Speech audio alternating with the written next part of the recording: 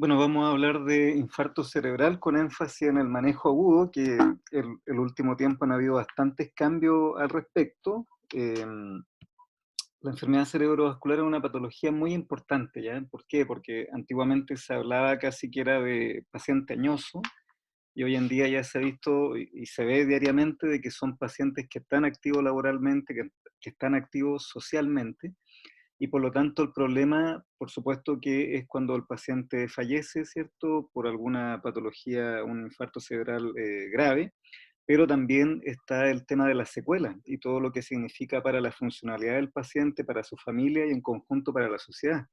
Y cada vez más estamos viendo pacientes adultos y adultos jóvenes, pacientes de 40 años, de 50 años, y que obviamente son un drama, ¿cierto? Viendo el caso a caso.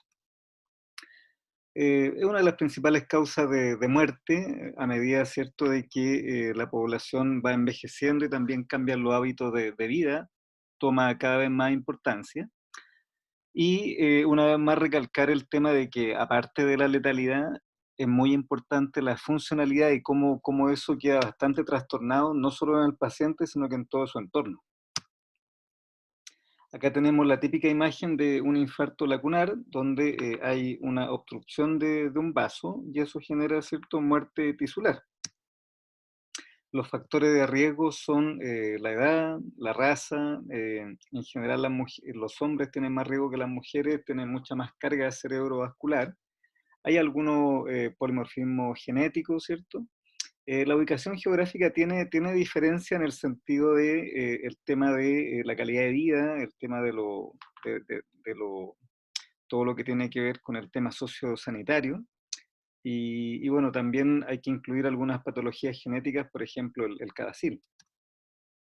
Y los modificables, bueno, aquí tenemos la larga lista, la hipertensión, la diabetes, el consumo de alcohol, etcétera, y que son muchas de las cosas que uno va a atacar, especialmente cuando uno determina que la patología fue aterotrombótica, y eso es lo que uno le pone mayor hincapié. Bueno, ¿cuál es el concepto de fondo? Es que hay una alteración de flujo, ¿cierto? Que se desarrolla en forma súbita, siempre que hablamos de algo cerebrovascular es algo ictal, y en general se interrumpe en alguna parte de la vasculatura cerebral el flujo, y por lo tanto la mayoría de las veces estamos hablando de cuadros focales ictales. ¿Sí?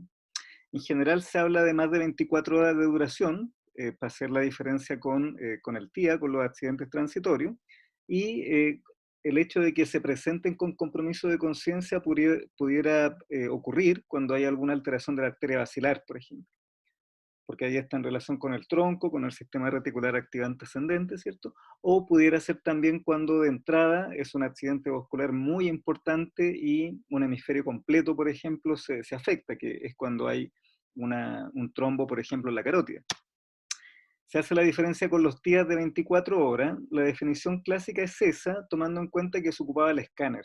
Hoy en día se sabe de que muchos de los TIA que duraban tantas horas, 12 horas, 13 horas, 14 horas, más bien eran pequeños infartos, ¿cierto?, que tenían rápida recuperabilidad y que no lo veía el escáner, y en una resonancia sí se ven.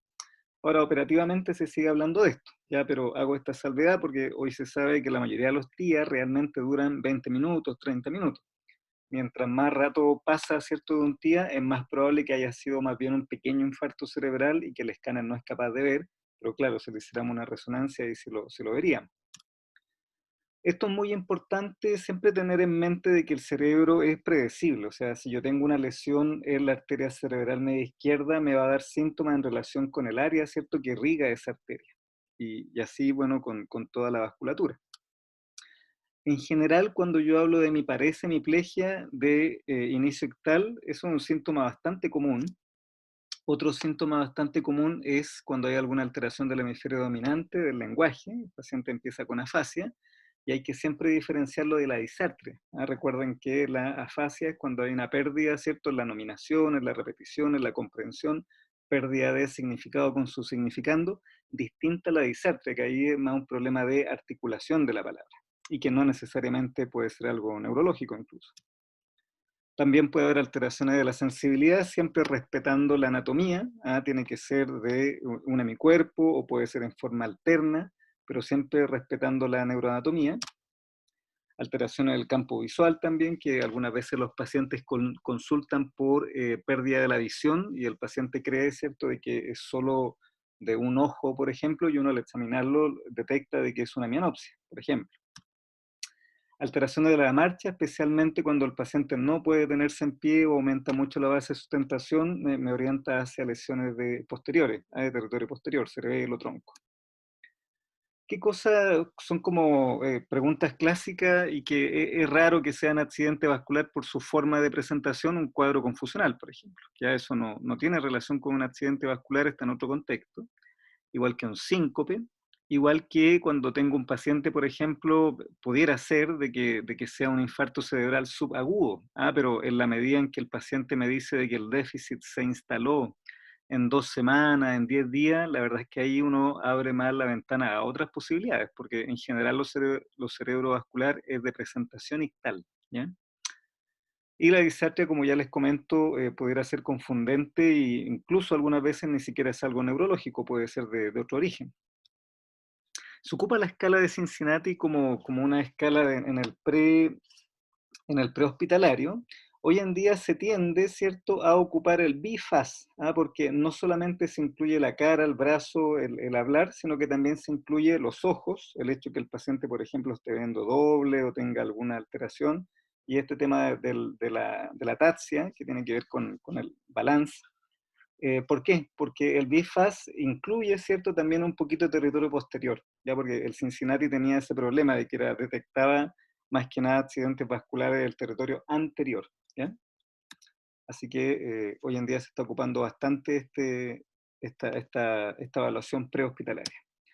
Ahora, hay una clasificación clásica que la vamos a revisar cuando veamos más accidente vascular en general, que tiene que ver con el TASI, que es un infarto de toda la arteria cerebral media, PASI, que es parcial, o los infartos lacunares, que son estas arterias perforantes que se tapan, o el POSI, que es cuando es alguna lesión del territorio posterior. Esto en general, cuando estamos hablando del infarto cerebral en agudo, no se ocupa tanto. Lo que se ocupa es el NIH, que es una tablita, ¿cierto?, que uno puede aplicar, que hoy en día se puede sacar fácilmente de alguna aplicación en el celular, y que permite objetivar un poco el examen neurológico, no lo reemplaza, pero sí ayuda para poder objetivarlo. Sirve también para ver cómo va el paciente, si evoluciona bien, si evoluciona mal. En algunos casos sirve para orientar el estudio. Antiguamente, por ejemplo, se pedía la angiotaquia en base a que tenías un NIH sobre 6 puntos. Y sirve cuando uno tromboliza o va a trombectomía al paciente para ir midiendo relativamente objetivo, ¿cierto? ¿Cómo va? ¿Cuál es el problema del NIH? Obviamente no es perfecto, es que subestima un poco el hemisferio derecho y los síntomas de fosa posterior. Pero de todas formas es lo que más se ocupa en el servicio de urgencia cuando uno habla de manejo de ACV en agudo. Así que tienen que conocer este score. El Glasgow, la verdad es que no ocuparlo porque no está diseñado tanto para este tipo de patología. Quédense con que deben conocer sí o sí el NIH. Y el ranking tiene que ver con cómo yo veo al paciente que estaba previo a los procedimientos, qué nivel de autovalencia tenía y cómo va evolucionando y cómo se va de alta finalmente. Hoy en día, por ejemplo, el tema de la edad sirve en algunos casos, pero lo que uno más se fija cuando toma alguna decisión de ir a reperfusión o no tiene que ver con la autovalencia, con el ranking previo. Así que es muy importante también tener en claro este concepto. Bueno, el manejo inicial siempre va a ser un hemoglucotest, puesto que la hipoglicemia pudiera provocar, ¿cierto?, una focalidad neurológica. Lo clásico es que dé compromiso de conciencia, pero puede dar también focalidad neurológica. Incluso la hiperglicemia también puede dar algún grado de focalidad neurológica que está menos descrito, pero puede ser. Y de entrada, lo que más ocupamos nosotros, ¿cierto?, es el TAC de cerebro. Permite rápidamente diferenciar hemorragia, tiene pocas contraindicaciones, es muy rápido de hacer en menos de 5 minutos, y lo que uno busca, ¿cierto?, cuando estamos hablando de reperfusión, es que el escáner esté normal. Si ya vemos de que tiene una hipodensidad, por ejemplo, entonces ya la verdad es que la reperfusión no se puede realizar, porque cuando uno reperfunde un territorio que ya está infartado, va a sangrar, aumenta el riesgo de transformación hemorrágica. Se hace el escáner más el angiotac de cerebro. Después les voy a comentar por qué se hizo ese cambio, el hemoglucotest, ¿cierto? Y mientras se está evaluando el paciente con el NIH y se está tomando la decisión de llevarlo a rayos o no, hay que pedir rápidamente, antes de ir a rayos, pedir los exámenes de seguridad, que como aparece ahí, ¿cierto? La coagulación, prueba hepática, función renal, y es muy importante incorporar el INR si es que el paciente ocupa tratamiento anticoagulante, ¿ya? Porque si tiene un valor de más de 1,7, eso contraindicaría la trombolisis endovenosa, salvo que yo tuviera algún medicamento que pudiera revertir esa condición y que existen, ¿cierto? Desgraciadamente en la mayoría de los hospitales públicos no está disponible. Entonces es muy importante tener ese valor de 1,7 porque, insisto, sobre ese valor contraindicaría el uso de trombolisis endovenosa, por ejemplo. Y hay que tratar de diferir el electro o la radiografía de tórax para una vez que uno ya decidió si es que va a reperfusión o no, y si va a reperfusión, perfectamente eso se puede hacer después. Incluso el electrocardiograma se puede hacer mientras se está colocando el alteplase, ¿ya? ¿Cuál es el concepto de que no hay que perder tiempo? Se estabiliza el paciente, el ABC, oxígeno si es que está desaturando, reposo, régimen cero. Ojo con la sonda nasogástrica, puesto que si el paciente va a trombolisis endovenosa, es mejor no intervenir al paciente en ese sentido, puesto que si es que es una colocación tórpida, puede aumentar el riesgo de sangrado, ¿ya? Se deja suero fisiológico, nunca glucosado, normotermia, normoglicemia, y la PAM uno es un poco más permisivo, ¿cierto? Con una PAM hasta 150. ¿Qué es lo que no hay que hacer nunca? Bajar rápidamente la presión arterial, no se ocupa nifedipino sublingual porque baja, ¿cierto?, la perfusión cerebral. E incluso si uno va a trombolizar al paciente, la presión arterial sistólica de entrada no debe ser mayor a 185, la diastólica no más de 110, y en general la PAM no moverse más allá de 130, uno se pone mucho más estricto. En la medida en que la presión sistólica es sobre 185, la diastólica más de 110 y trombolizo a ese paciente, tiene mucho riesgo de transformación hemorrágica. De hecho, teniendo el concepto de que no hay que perder tiempo, una de las cosas que uno sí o sí debe darle tiempo a pesar de esto, ¿cierto?, es el manejo de la presión arterial, ¿ya? Bueno, el TAC de cerebro rápido de hacer, está en toda la urgencia, la mayoría de los hospitales públicos descarta rápidamente hemorragia, así que es lo que más se ocupa.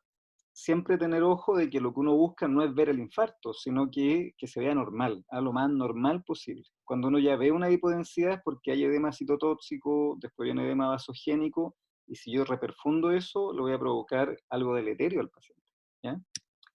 Acá, por ejemplo, se ve la progresión, cómo va evolucionando un escáner dentro de las primeras 24 horas. Entonces, lo ideal es tener, ¿cierto?, esto que está acá a la izquierda, o sea, lo más normal posible.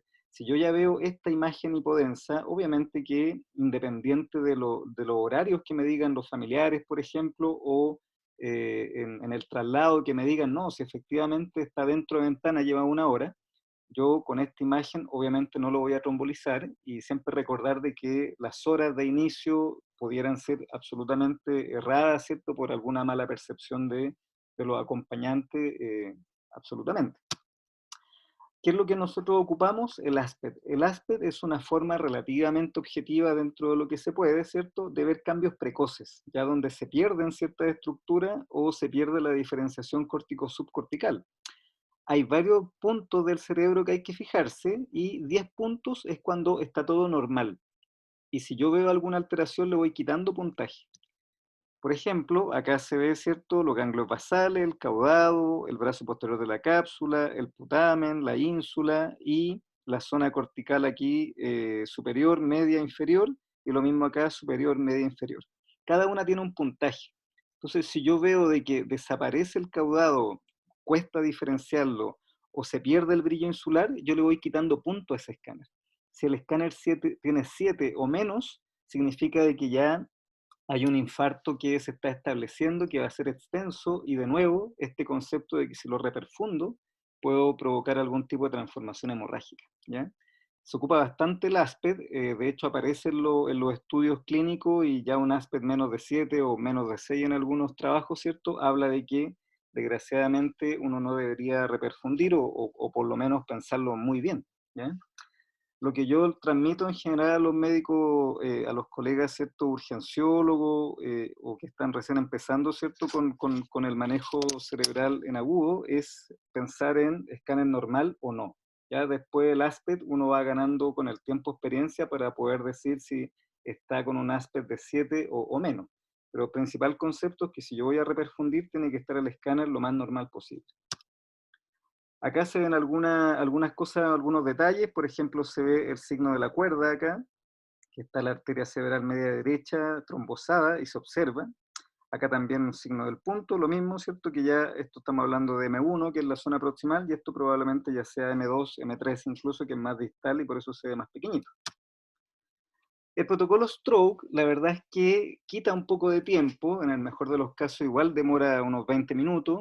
Hay que recordar que tiene contraindicaciones, por ejemplo, paciente con frenillos, paciente con un marcapaso, requiere cierta cooperación, tiene que estar quieto el paciente por más rato que el escáner. Y lo otro que es muy importante, no está disponible en todos los hospitales. Entonces, en general, como vamos a ver después, cuando hablamos de tiempo de ventana que está claramente establecido para trombolisis endovenosa o trombectomía y que están dentro de los horarios más seguros, con el escáner basta y sobra. Puedo tomar decisiones.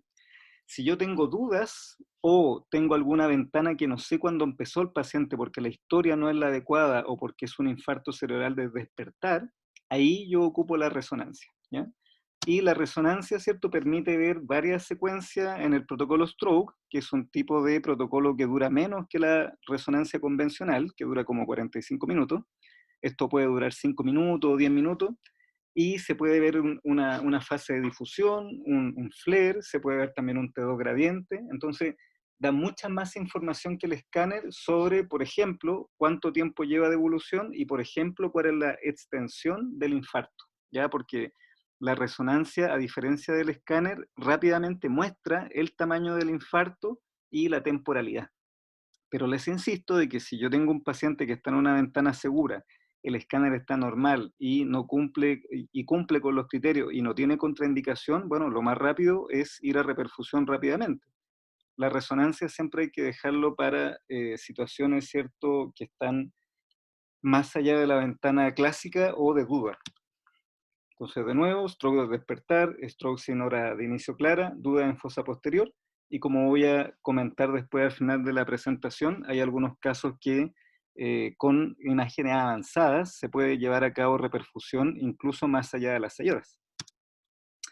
Bueno, ¿qué es lo que se ocupa? Se ocupa el alteplase, que es un medicamento que está aprobado por la FDA y que actualmente está un poquito en entredicho con otro medicamento que se llama tenecteplase, ¿ya? De todas formas, la mayoría de guías clínicas se ocupa el alteplase y se ocupa en forma endovenosa, ¿ya? Hubo varios estudios que hablaban de lo intraarterial, pero la verdad es que hoy día con la trombectomía mecánica eso se dejó un poco de lado y o es trombolisis endovenosa con alteplase o tenecteplase, ¿cierto? Que vamos a comentar un poquito después algo de eso. Y la otra opción es la trombectomía mecánica. Entonces, se aprobó el 95 y la verdad es que en la parte pública hubo un delay, ¿cierto?, bien importante, varios años que no había en forma sistemática la realización de este examen, siendo tan importante. Y la verdad es que recién el año 2009, en forma esporádica, se hizo un primer caso en el Hospital Barros Luco y se hizo un piloto también en el Barros Luco el 2011. Entonces, la verdad es que es bastante es sorprendente cómo pasó tanto tiempo entre que esta técnica se aprobó en Estados Unidos y se trasladó esto, ¿cierto?, al sistema público. Y bueno, hoy en día está dentro de la guía GES. ¿Y cuál es el problema? Y bueno, y ahí se está salvando un poco con la teletrombolisis, es que tampoco hay disponible neurólogo en todos los centros. Y por eso es tan importante que los médicos urgenciólogos y bueno, todos los médicos que tengan contacto con la urgencia conozcan un poco de estos conceptos. Bueno, el principal beneficio de las primeras 3 horas, y como ya comenté, es lo que siempre hay que gastar tiempo, que es como la excepción, porque uno quiere ganar tiempo y hacer todo rápido, pero lo que sí hay que parar un poco es en el tema de la presión arterial. O sea, si yo no tengo presiones arteriales adecuadas, no puedo trombolizar, tengo que compensar eso. Generalmente se hace con bolo de labetalol, y ahí recién, ¿cierto?, yo voy a la trombolisis endovenosa. Y lo otro que es importante es que tener claro que lo ideal entre que llega el paciente, que es lo que se llama la puerta, y la aguja, o sea, se pasa el trombolítico, lo ideal sería en 30 minutos. En general se tiene un promedio de 60 minutos, ya, pero uno siempre tiene que tender a tratar de optimizar las redes, la educación dentro del centro donde uno está, para que sea todo ojalá en 30 minutos. Y fíjense, ya hay algunos papers del año 92, incluso hay mucho más antiguos. Y aquí está el paper clásico del 95, que primero demostró de que los pacientes andaban bien en las primeras 3 horas. Luego hubo un adendum, ¿cierto?, que fue ya mucho tiempo después del 2008, donde se logró extender un poquito más la ventana terapéutica para poder tener acceso a más pacientes, porque desgraciadamente de 100 pacientes que tienen accidente vascular, no más de un 10% va a llegar en ventana. Entonces, con el objetivo de poder beneficiar a más pacientes, siempre se estaba en la búsqueda de ampliar un poco la ventana terapéutica, que, ojo, cuando uno habla de ventana terapéutica es entre que el paciente empezó con los síntomas y se pasó el alteplase, el bolo de alteplase. ¿Cuál es la trampita con esto de 3 a 4,5? Es que se excluyeron algunos pacientes, como aparecen acá. Entonces, en general, todos los pacientes, si tienen 3 horas de ventana, se deberían trombolizar, ¿cierto? Y hay un grupo que entre 3 horas y 4,5 también se beneficia. Quienes no se benefician o tienen menos, van a andar menos bien y si aumenta el riesgo de sangrado, son los pacientes mayores de 80 años que tuvieron un stroke previo en los 3 meses o un stroke previo más diabetes o que tengan un NH sobre 25. Este grupo de pacientes uno debería trombolizarlos solo si llegan en las primeras 3 horas, ¿ya? Porque el beneficio, si uno va de 3 a 4,5 en este grupo, no es tan claro, ¿ya? Y acá está una curva muy bonita, muy buena, ¿cierto? Donde aparece que mientras más cerca estoy del tiempo, mientras más rápido hago las cosas, los pacientes van a andar mucho mejor. Y por eso que es muy importante cuando uno habla de que tengo una ventana de 3 horas, no significa que puedo esperar 3 horas a trombolizar el paciente, sino que siempre antes es mejor porque se mueren menos neuronas. E incluso acá hay una revisión del Lancet que es muy buena, donde aparece de que el NNT, para que el paciente se vaya con un ranking de 1, para que se vaya caminando, ¿cierto? Es de 4,5 si uno tromboliza al paciente en los primeros 90 minutos. En cambio, si uno va al final de la ventana terapéutica, el NNT, o sea, cuántos procedimientos tengo que hacer para que salga uno exitoso, es de 21,4. Entonces, realmente muy importante esto de que el tiempo es cerebro. Y acá, ¿cierto? Hay un paper también bastante clásico que habla un poquito de esto, de cuántas neuronas se pierden, cuántas sinapsis se pierden por minuto, por segundo, etcétera. Y obviamente que uno trata de que siempre el daño sea lo menor posible. Acá aparece la publicación, ¿cierto?, del año 2011, del piloto del Hospital Barros Luco, aparecen un poco los criterios de inclusión, que es básicamente un déficit neurológico ictal, eh, y como les comentaba, con el escáner en esa época era suficiente. Hoy en día vamos a ver con el advenimiento de la trombectomía mecánica, de que hoy en día pedimos TAC más angioTAC inmediatamente. Y acá aparecen los criterios de exclusión, que son bastante, hay algunos que son similares al actual, hay algunos otros que han cambiado. Acá está ya la experiencia, ¿cierto?, con los años que han pasado varios pacientes. Hoy en día hay 600 pacientes aproximadamente que se han trombolizado en el Hospital Barros Luco. Aquí ya los 5 años de experiencia. Y acá tenemos, ¿cierto?, un caso que es un paciente con una paresia derecha. Fíjense, Levanta el brazo. Arriba. fíjense como prona el brazo tiende a caer. Esto fue antes de pasar el trombolítico. Y después de pasar el trombolítico. Levanta los brazos ahora. Entonces, la verdad es que teóricamente uno debería esperar a los Sin que se 90 caigan días. arriba. Uno debería esperar a los 90 días para decir si algo fue exitoso o no, porque ese era como lo objetivo de los primeros papers, pero la verdad es que cuando el paciente anda bien, se ve las primeras 24 horas, ¿cierto? O previo al alta ya uno ve una mejoría bastante importante y al revés, o sea, alguna complicación, eso también se ve rápidamente. Incluso acá hay una experiencia que en el Hospital de Talagante, que es lo importante de que esto se hace a través de telemedicina, ya que viene a cubrir un poco lo que comentábamos anteriormente, de que la idea es abarcar la mayor cantidad de pacientes posible que se puedan beneficiar, y si no hay un neurólogo presente, se puede hacer a través de teletrombolisis. ¿Cuáles son los cambios más importantes que hay hoy en día? Es que la edad no es una contraindicación en sí, sino que la funcionalidad. Yo puedo tener un paciente de 80 años, pero que sea bastante funcional, o incluso de 90 años, y tenemos pacientes que se han trombolizado de esa edad, ¿cierto?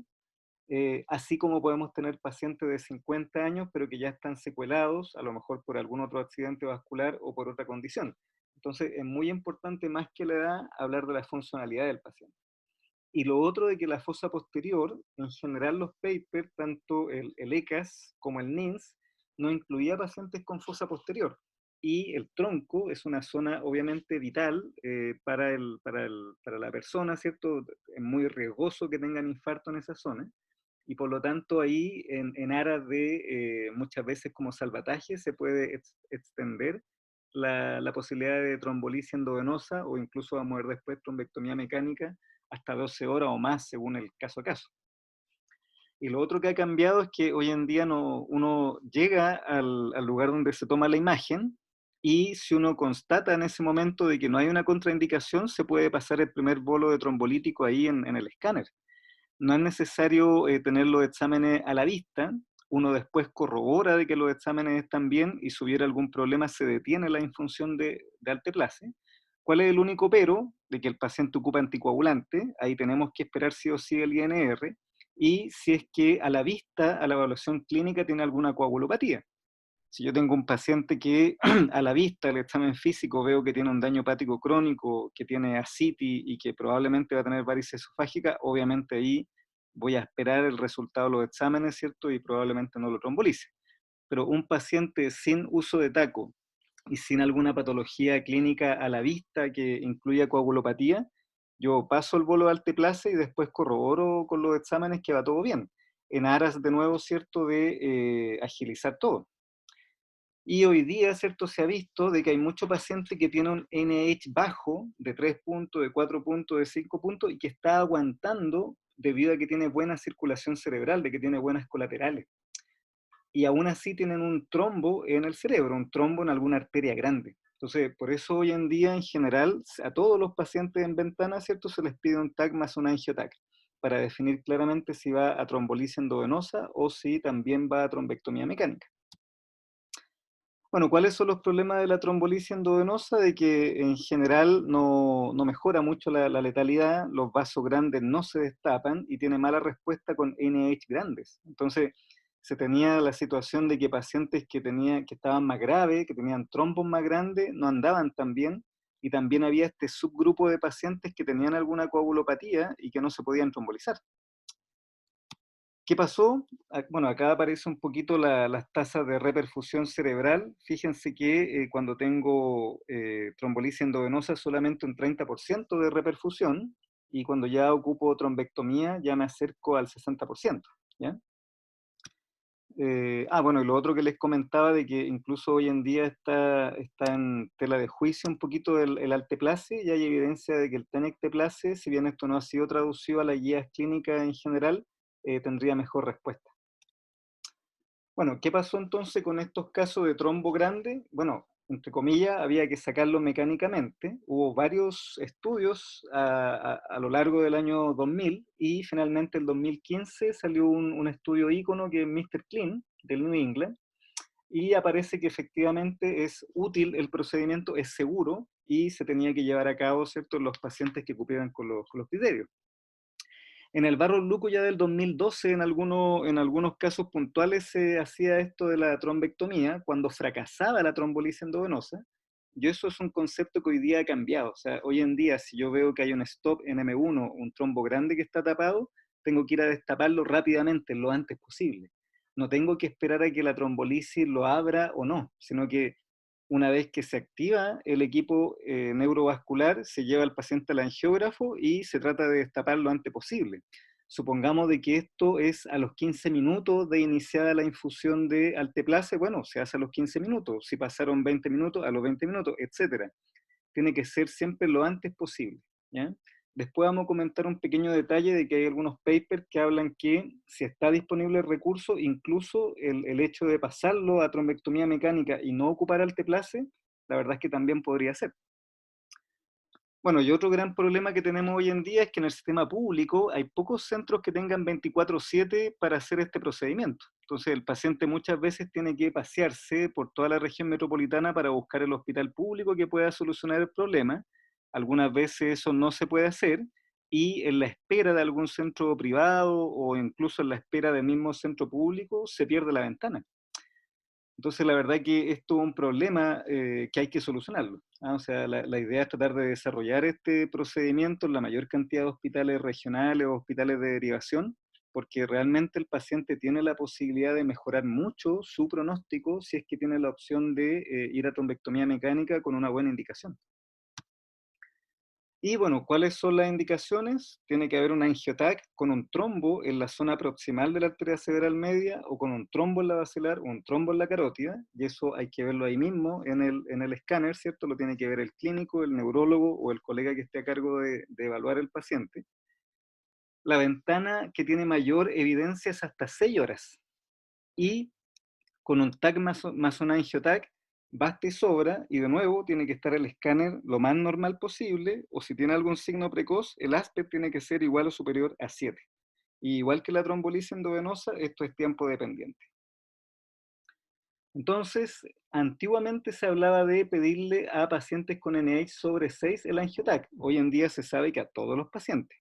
Lo otro, que la trombectomía no tiene límite de edad, sino que este concepto de que tiene que ser autovalente, tener una buena funcionalidad, y en fosa posterior se puede extender un poco más el tiempo, ¿ya?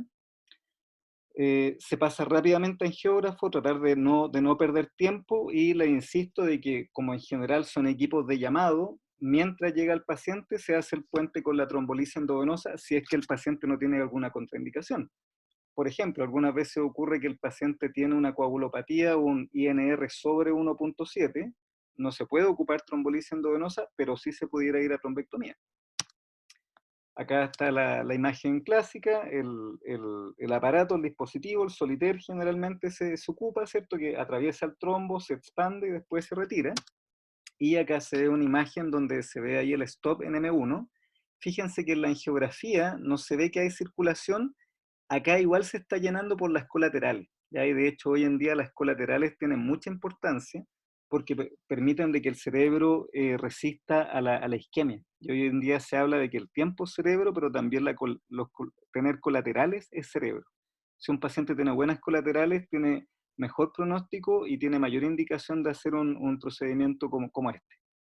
Y acá se ve, ¿cierto?, cómo está después de la trombectomía, mejora bastante la circulación y, ojo, tanto la trombectomía como la trombolisis endovenosa no es para que el paciente no tenga un infarto, sino que es para que sea un infarto pequeño y el paciente funcionalmente quede bien, quede con un ranking que le permita ser o autovalente o con una dependencia leve y que eso puede mejorar a largo plazo. Entonces acá, si se fijan, tuvo un infarto, pero un infarto pequeñísimo. Si no se hubiera hecho el procedimiento, estas colaterales hubiera llegado a un momento en que ya no hubieran podido soportar, ¿cierto?, la isquemia, y el paciente hubiera tenido un infarto completo de arteria cerebral media izquierda, hubiera sido un desastre. Bueno, acá de nuevo están las indicaciones, y aquí está el paper clásico Mr. Clean del 2015, ¿cierto?, que lo pueden bajar de la web y revisarlo. Acá aparece como claramente hubo una mejoría con respecto a los controles, ¿cierto? Los pacientes que fueron a trombectomía anduvieron mucho mejor. Y acá tenemos un video, ¿cierto? Una paciente que llegó pléjica, no respondía a ninguna palabra, se le caía el brazo sin ninguna respuesta, tenía un trombo muy grande, ¿cierto? Un trombo ahí importante en M1, y después del procedimiento logró una muy buena reperfusión, una paciente de más de 70 años y que quedó bastante bien. Buenos días, señora Nancy. Eh, Dígame en qué mes estamos, señora Nancy. En junio, En junio. ¿Cuántos años tiene? 73. 70. Entonces, fíjense de que quedó bastante bien y es una persona que queda absolutamente funcional para seguir con su vida, con todas las implicancias que eso tiene en ciertos familiares, sociales, etc. Bueno, acá nosotros tenemos algunos datos de lo que llevamos nosotros, ¿cierto? A agosto del 2019 ya llevamos 140 pacientes y como ven esto hay un aumento.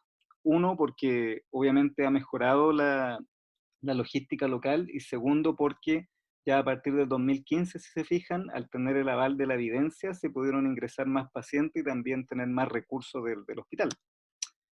los resultados son bastante similares a lo descrito en la literatura. Y lo otro, cierto, que es muy importante y que no se nos debe olvidar, es el tema de la teletrombolisis, que ha llegado a ayudar para lograr de que más pacientes puedan acceder a trombolisis endovenosa, y cuando a través de la teletrombolisis, por ejemplo en Talagante, se observa de que hay un trombo en M1, trasladarlo rápidamente a algún centro avanzado, cierto, que pueda solucionar el problema. ¿Ya? Así que la verdad que es muy importante el aporte que ha tenido la telemedicina, por lo menos en el desarrollo del stroke. Acá está la página web, ¿cierto?, de el equipo de telemedicina, que también está, hay un equipo importante en el área sur, metropolitano sur, y está en trabajo conjunto con el servicio de neurología del Barro Luco. Se ven los pacientes en conjunto muchas veces. Bueno, ¿cuáles son los avances recientes? Como ya terminando un poco la presentación y poniendo el foco, ¿cierto?, en el manejo agudo, es que hay una reserva vascular que hoy en día, ¿cierto? Como les decía, tiempo es cerebro, pero también las colaterales es cerebro. Si yo tengo un paciente con buenas colaterales, significa que va a poder resistir mejor la isquemia. ¿Y cómo tengo buenas colaterales? Bueno, un paciente que no es hipertenso, no es diabético, no es tabáquico, que tiene cierta capacidad de realizar ejercicio, desarrolla buenas colaterales. Al revés, pacientes con estas características, ¿cierto? Uno ve de que toda la parte colateral está ateromatoso, es tortuoso, hay mucho vaso ocluido y resiste mucho peor la isquemia. El otro cambio que ha habido de concepto es que en algunos casos seleccionados, y vamos a ver después que se requieren imágenes avanzadas para seleccionar estos pacientes, se puede extender la ventana hasta 24 horas, tanto para la trombolisis endovenosa como para la mecánica. Y lo otro que se ha visto es que hay algunos estudios que ya habían hablado de esto, pero les voy a mostrar uno un poquito más actual, de que si está disponible hacer la trombectomía mecánica en forma rápida, se debe privilegiar, porque no hay grandes diferencias al hacer trombectomía mecánica más trombolisis a trombectomía mecánica sola. Entonces, si tú estás en un centro donde pueden pasar rápidamente al paciente al angiógrafo, no valdría la pena, ¿cierto?, gastar tiempo en la trombolisis endovenosa. Incluso en el mismo angiógrafo se pudiera pasar el medicamento, si es que hubiera la necesidad. Pero esto está en estudio, ¿cierto? Todavía no se ha traspasado a la guía clínica. Acá está lo que yo les comento, ¿cierto? De que lo que se habla hoy en día es que las colaterales son muy importantes. Las colaterales sirven a que la zona, ¿cierto?, de penumbra tenga mejor capacidad de resistencia a la isquemia. Y acá hay un trabajo que relativamente reciente, ¿cierto?, que habla de que yo puedo hacer trombectomía hasta las 24 horas, pero ¿cuál es el detalle de esto, ¿cierto? Es que tiene que ser con una imagen avanzada. Tiene que ser con un TAC con perfusión o, ¿cierto? Tiene que ser con, en este caso, ¿cierto?, con una resonancia. Entonces, es muy importante de que para la gran mayoría de pacientes la ventana que nosotros vamos a ocupar son 6 horas de evolución, de ventana. Si el paciente tiene más de 6 horas y tiene un escáner normal, yo tengo que sí o sí, si es que tengo la posibilidad, hacer una imagen avanzada para ver si cumple con los criterios en la resonancia con difusión o en el TAC con perfusión para poder beneficiarse de una trombectomía. ¿Bien? Entonces, acá, por ejemplo, aparece lo que yo les comento, de que no es solamente un escáner, sino que aquí ya estamos hablando de medir el volumen del infarto, el volumen del core se llama, o el corazón del infarto, versus la zona que está isquémica. ¿Ya? Entonces, esto es muy importante, de que estamos hablando de estudios que, si bien aumentaron bastante la ventana terapéutica, requerían imágenes avanzadas. ¿Ya? Y este es el otro estudio que yo les comento, que es relativamente reciente, que ahora hace poquito, que habla de esto, ¿no? De que si tú tienes la posibilidad de llevar al paciente a trombectomía inmediatamente, versus paciente que fue a trombectomía más trombolisis, no hay mayor diferencia. Y obviamente que al darle al paciente trombolisis endovenosa aumentan los costos y pudiera también demorar el tiempo, ¿cierto?, que tú ocupas en hacer eso. Así que esto todavía no está traducido en las guías clínicas, pero pudiera ser que a futuro nos dé una dirección, de que si tenemos disponible el recurso de trombectomía mecánica, no sería necesario pasar a trombolisis endovenosa. Bueno, ¿cuándo yo voy a extender y voy a decir, ok, la trombectomía mecánica, el horario claro es hasta 6 horas? la trombolisis endovenosa, el horario claro, es hasta 4,5, con las salvedades de este subgrupo que ya comentamos, ¿cierto? ¿Cuándo voy a hacerlo? Bueno, cuando tengo un TAC normal y demuestro que hay un stop en vaso grande y además tengo que tener alguna imagen avanzada. Entonces, aquí obviamente que hay todo un problema y que tenemos que ver cómo lo resolvemos como red, porque hay que ver cómo trasladar a los pacientes, porque no en todos los lugares hay esta imagen avanzada. Y acá, ¿cierto? Hay una pequeña muestra de cuáles son las cosas que demoran que el paciente llegue rápido, de que tengamos una buena ventana del punto de vista del paciente, y cuáles son cosas que demoran del punto de vista logístico. Entonces, este tema de la trombolisis, claro, el punto final es pasar el bolo de trombolítico o el punto final es pasarlo al angiógrafo. Pero aquí hay cosas que tienen que ver con educación, hay cosas que tienen que ver con que los pacientes sepan los signos y síntomas para poder consultar, tiene que ver con el traslado del paciente de un lugar a otro y después en el hospital tiene que ver con un diagnóstico correcto, tiene que ver con no pedir exámenes innecesarios, etcétera, etcétera, etcétera. Acá, ¿cierto? Hay un pequeño esquema que me entregó el doctor León, ¿cierto? Donde aparece un poco cómo se coloca el alteplase, ahí aparece 0,9 miligramos por kilo, dosis máxima, el 10% en bolo y el resto, ¿cierto? Se puede dar, en algunos casos se ocupa una hora la mayor parte de las veces, el tema de las presiones que son muy importantes y siempre estar midiendo el NIH. Si el paciente empieza con cefalea o sube el NIH, está en riesgo de que pudo haber tenido transformación hemorrágica. Así que ahí hay que parar la infusión, ¿cierto? Y hacer un TAC de cerebro. Y como les decía, el tema de la sonda nasogástrica muchas veces no se coloca porque como se va a instrumentalizar al paciente y se va a pasar un trombolítico, pudiera aumentar el riesgo de sangrado. Y acá hay un resumen final, como para que lo vean después con más calma, donde aparece que el paciente tiene el TAC con el angioTAC, y si tiene un vaso tapado, ¿cierto? Si tiene un vaso tapado, va a seguir un camino, y si no tiene un vaso grande tapado, va a seguir otro camino. Si no tiene un vaso grande tapado y tiene menos de 4,5 horas, se va a ir a trombolisis, ¿cierto? Si el paciente no tiene un vaso grande tapado y está más allá de las 4,5 horas, pudiera ser en algunos casos con alguna imagen avanzada que vaya a trombolisis, ¿ya? Pero esto la verdad que es excepcional. Lo mismo pasa acá cuando yo tengo un paciente con un vaso grande tapado y está en menos de 4,5 horas, va a ir a trombolisis más trombectomía. Si está entre 4,5 y 6, va a ir a trombectomía, y si está entre 6 horas y 24 horas, ahí excepcionalmente, si es que de nuevo tengo imágenes avanzadas, pudiera ir a trombectomía.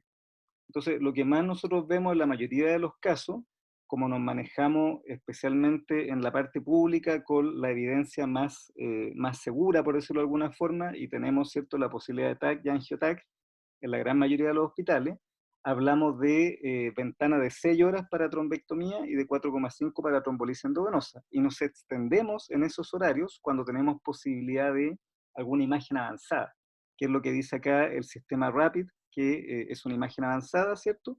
Un TAC con perfusión, a eso se refiere el RAPID, y aquí la difusión con FLAIR, que también es una resonancia con difusión, que es una imagen avanzada.